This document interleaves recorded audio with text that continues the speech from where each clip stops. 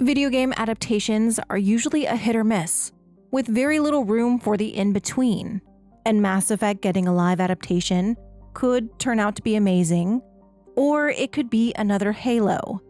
I'm not usually pessimistic, but I am skeptical about this show, mostly because it could go so wrong, but also because of some of the names that are attached to the project. My major concern is, of course, the writing.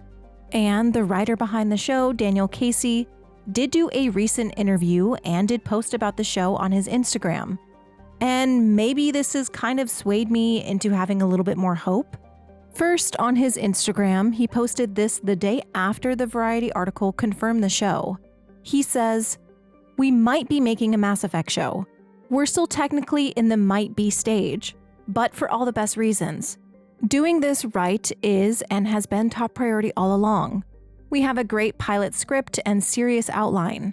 The team that Amazon has in place, same team as Fallout, including the fantastic Scott Ferris, is incredible. Stand by for word on a green light, and cross fingers and toes for us. This one will be special." So it sounds like the show hasn't officially been greenlit, which is interesting because the Variety article sounded like it was a for sure thing. It is promising, though, that the team behind Fallout will also be the same team behind Mass Effect. Fallout was very well received, and they did a good job veering from the main Fallout story while creating something that felt accurate to the world. For Mass Effect, a new story feels like the right way to go instead of retelling Shepard's story. And Casey has spoken on this briefly. He did an interview with Escape Velocity, and while he was vague with a lot of his answers, he knows people are skeptical about a Mass Effect adaptation. And this is what he had to say. I get it. You know what I mean? Because the property is so beloved. It's beloved by me, and I was about a year late to Mass Effect. I think that I played it once in just kind of like a real quick setting at a friend's house, and mostly just played the shooter component. You know what I mean? And it took a full year for me to actually pick up a copy of the game itself. I think I got it in 2008, which was about a year after it came out. And I don't know. I don't think that I began playing video games much later in life, but I began playing video games because of Mass Effect.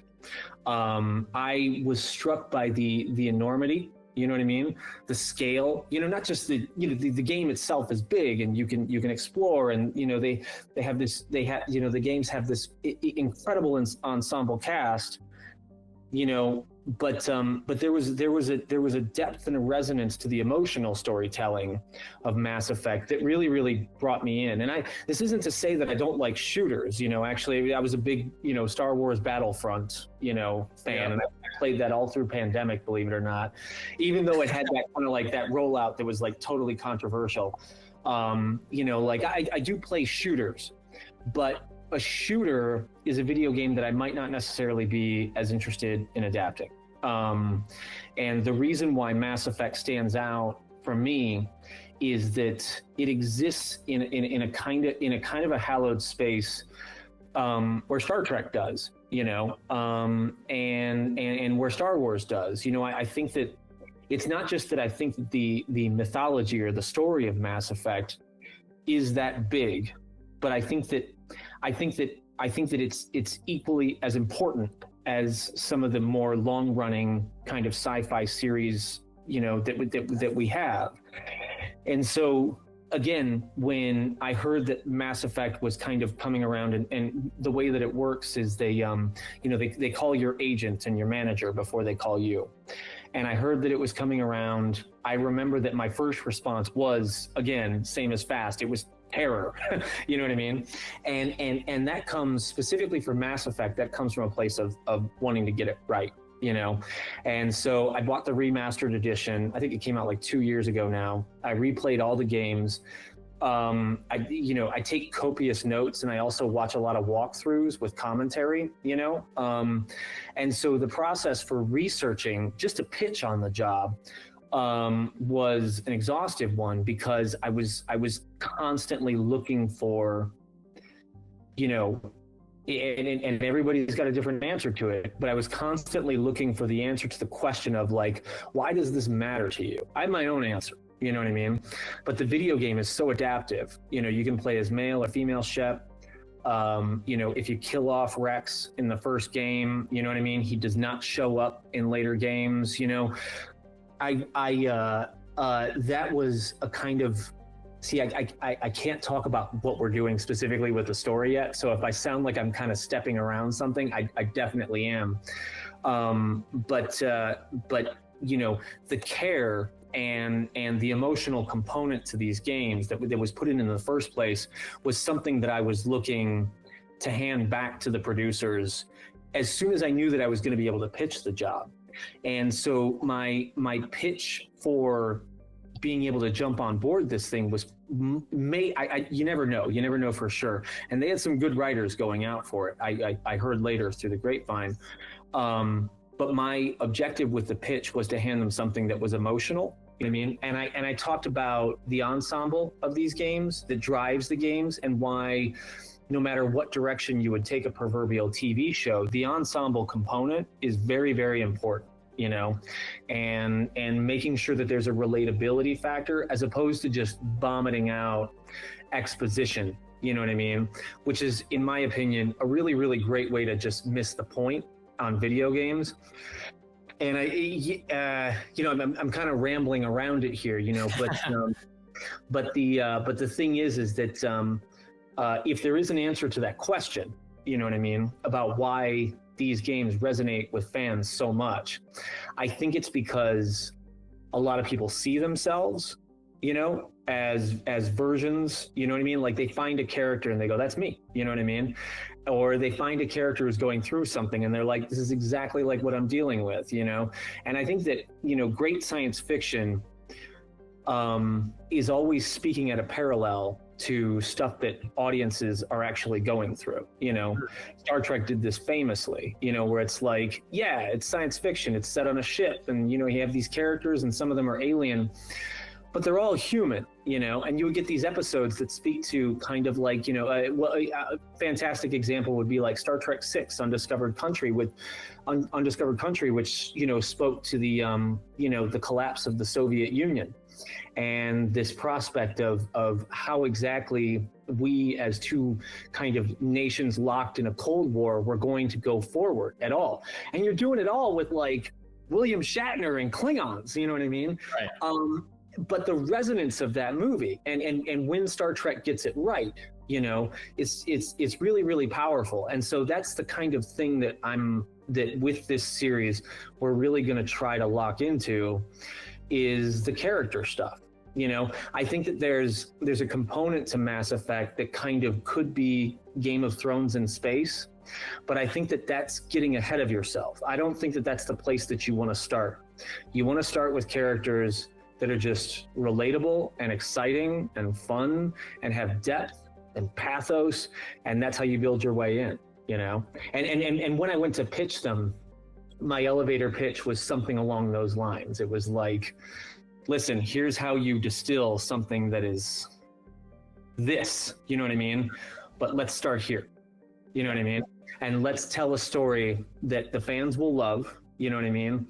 But that, like, you know, if you get an avid gamer, you know what I mean? I don't know if you're dating anybody, you know what I mean? But like, you get an avid gamer who's kind of teamed up with somebody who doesn't play video games and doesn't really kind of knows about like, man, Mass Effect, yeah, kind of, you know, that you can sit them down on the couch with you and they can like it too, you know? That's the big aim for that. I think that's probably all I can say. I can't speak to what we're doing story-wise.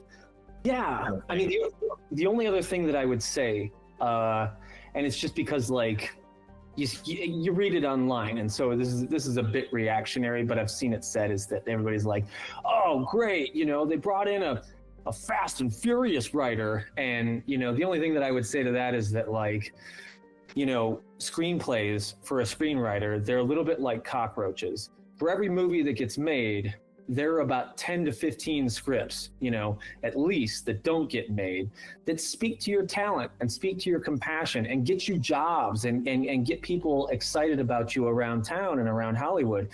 So yes, I've written a Fast and Furious movie, and I'm proud of the work, but like, I just set something up. I set up a project with J.J. Abrams just a little while ago. I've worked with Matt Reeves. I've worked with the Russo brothers. You know what I mean? Like, I have a lot of stuff that I've done that's kind of either in various stages of development and other stuff like that. And so if anybody's worried because they think that Fast and Furious movies are the only kind of movies that I can write, I hate to correct them, but it's not true.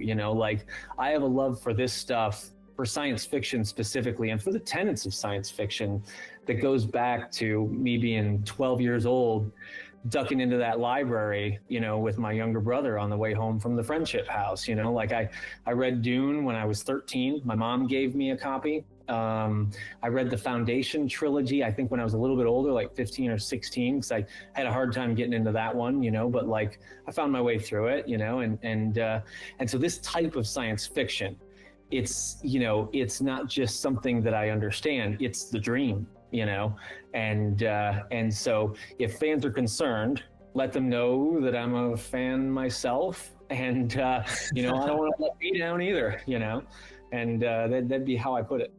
It sounds like he understands the weight of creating a Mass Effect show, with how beloved the franchise is, and maybe he understands some of why it is so beloved in the first place. Again, I have my reservations about the show. We could get a new amazing adaptation like Fallout, or we could get one like Halo or Borderlands. I don't really like hating on stuff, but it's hard to look at bad video game adaptations and just ask yourself, why were those decisions made in the first place? Often, I think a lot of these issues are just the creators being so detached from the original source material, or not understanding why the fanbase connects with the media so much. Even situations like The Witcher confuse me. The answers to making an adaptation people love seem obvious. Hopefully, Mike Gamble being attached to this project at one of the highest positions means that he will have a lot of control over what is being done. But again, my expectations are kind of low for this show. I want them to surprise me, but if it's bad, I'm preparing myself for the worst. John Cena also posted a Mass Effect picture on November 9th, and a lot of people said, oh, maybe he's just celebrating N7 Day. Well, he posted it 2 days later, so I don't really think that's what it is. I think he was saying that he's probably a Mass Effect fan, but he does have ties to Fast and Furious. So if he was involved with the show, I wouldn't be surprised, but I would also be disappointed. I'm not really a John Cena fan. Yes, he's a good actor. Yes, he's done some really good stuff, but it's a no from me. No, thank you.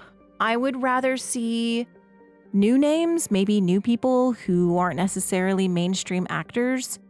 I really have no idea what the show is going to do, but I hope they don't just bring in a bunch of really prominent actors, even though I know that will garner the show more attention. I don't know. But I definitely don't want to see John Cena as Commander Shepard. Anyways, that is everything that we know about the Mass Effect TV show. And this interview with Daniel Casey is linked below.